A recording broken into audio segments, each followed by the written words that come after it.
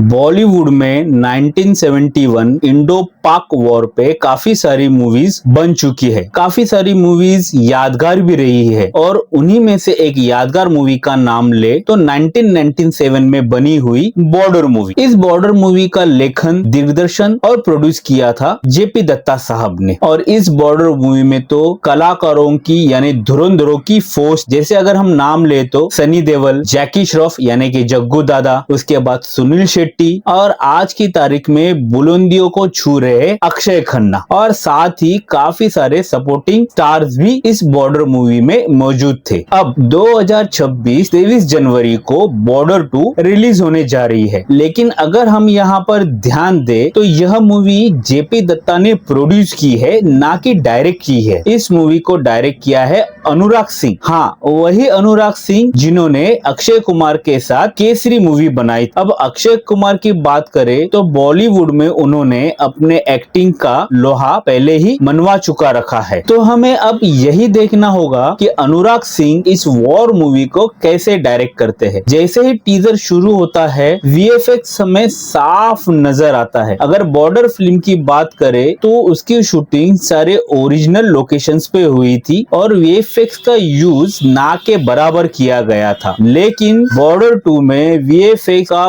मानो बारिश हो रही है, बड़ी मार जिसे बोलते हैं हम लोग। और वीएफएक्स की क्वालिटी इज वेरी पुअर। साफ पता चलता है कि एक्टर्स को पर्दे के सामने खड़ा कर दिया गया है और बैकएंड में वीएफएक्स का यूज किया गया है। तो ऑब्वियसली जो रियलिटी का टच होता है वह इस टीजर में गायब है। टीजर से यह भी पता चलता है कि जैसे बॉर्डर मूवी जो थी वो लोंगेवाल के एक सीन के यानी वो जो एक एरिया पे युद्ध हुआ था, वॉर हुआ था, उस पे बेस्ड। लेकिन बॉर्डर 2 यह लड़ाई 3 फ्रंट पे लड़ी जा रही है, आसमान पर, पानी पर और जमीन पर। यह हम ट्रेलर से देख सकते हैं कि Varun Dhawan as a army man बताए गए हैं। आहान शेट्टी जो सुनील शेट्टी के लड़के हैं वह सी में यानी समुद्र में लड़ रहे हैं और जो दूसरे हीरो है दलजीत सिंह वह आसमान की तरफ लड़ रहे हैं। कलाकारों की बात करें तो सनी पाजी के बारे में जितना कहे उतना कम है। अगर हम बॉर्डर मूवी को याद करें तो सनी पाजी का रोल हमें काफी तरह से अच्छी तरह से याद रहता है। सेम उसी तरह बॉर्डर 2 के ट्रेलर में उनकी आवाज ही काफी है, उनका वो जो जोश है हमें साफ नजर आता है। हाँ, लेकिन एक बात मुझे याद दिलाती ही उरी मूवी की, जहां पर सनी पाजी कहते हैं कि आवाज कहां तक जानी चाहिए और उनके जवान कहते हैं लाहौर तक। Same scene